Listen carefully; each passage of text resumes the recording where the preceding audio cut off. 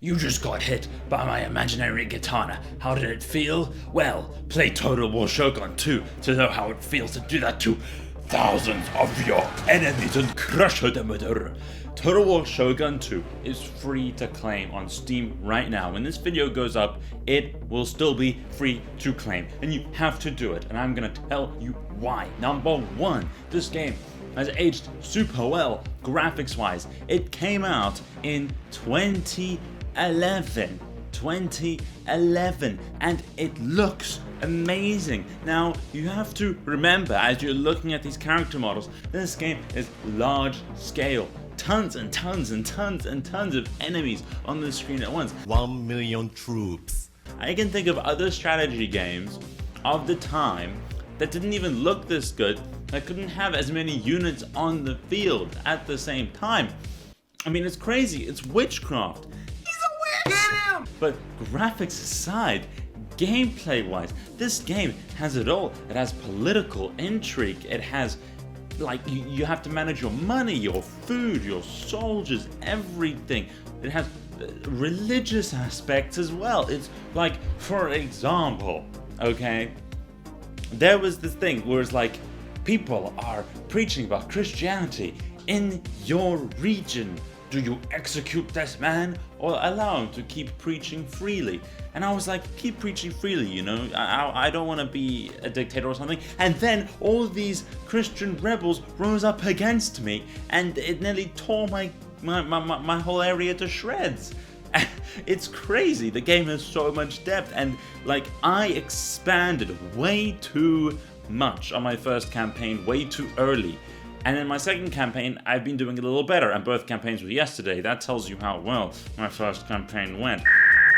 I expanded too quickly, thus resulting in not being able to farm enough for the people. Thus, I needed higher taxes to get the money, to get better farms, but then the people were like, we're paying you taxes, and we're not even being fed well. Then I had uprisings from the people, and uprisings from new Christians. Like, bro, this game is in depth as hell. I'm just killing my soldiers to try and have more food across the land for a couple more turns. Like, how sad is that, man? When it comes to like talking to other clans, you can arrange marriages for a treaty. You can ask for permission to, you know, be in their land with military access for a certain amount of days if you pay them, or if you give them military access as well. You can ask other clans to join a war with you. And then when you go and take forts, you can either wait outside the fort doing a siege, starving out your enemy, and then eventually they're almost forced to fight you on open land, or you can go in and just siege, storm the gates of the fort that you have to take. It's crazy in depth, and every turn is about a season of the year. So say you get to winter and you're taking your general and some army forces along.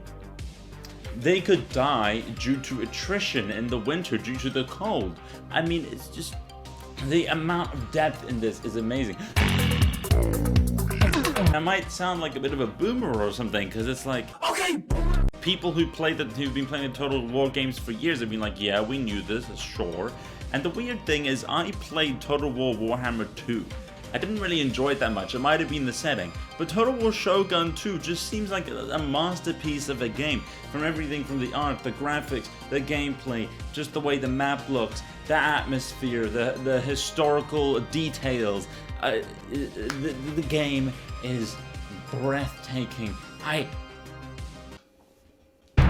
mean, the depth is crazy. You know, for example, when you're in combat, even if you have a superior force, you have to be smart with that force. You know, it's not one of those games where if you just continue to X, Y again, you'll be sucked. It is not one of those games. You have to be tactical. You literally have to, you know, put archers in a certain spot, put your spearmen in a certain spot, put them in a certain mode, put your samurai in a certain spot, put your siege works in a certain spot, put your cavalry in a certain spot. Obviously you can do multiple different configurations to make multiple things work, but you can't just throw it at the enemy. You have to actually plan it properly. And you know, you can also stretch out your forces one little garrison, or you can bunch them together, depending on the situation. Like if you have to defend a gate, or if you're storming a stronghold. I mean, and you can choose between so many factions to play as. I mean, the list of features just goes on and on and on and on. I feel like I'm gonna get 1,000 hours in this game. There's so much to do, so much to learn, and every faction is very distinct. On top of that, there is a trade system, like on land trade system and a naval trade system, right? Like, and the thing that's so interesting is there's European traders as well. So if you go Christian, then you might get lower rates from the European traders. But inland, the other clans might, or that aren't Christian, might hate you for it and might declare war on you because you've become Christian and you're not Buddhist anymore.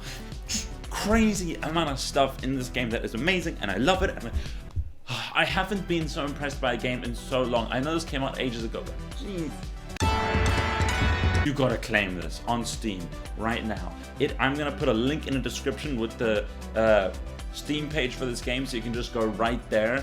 And that is all I have to say for today, guys.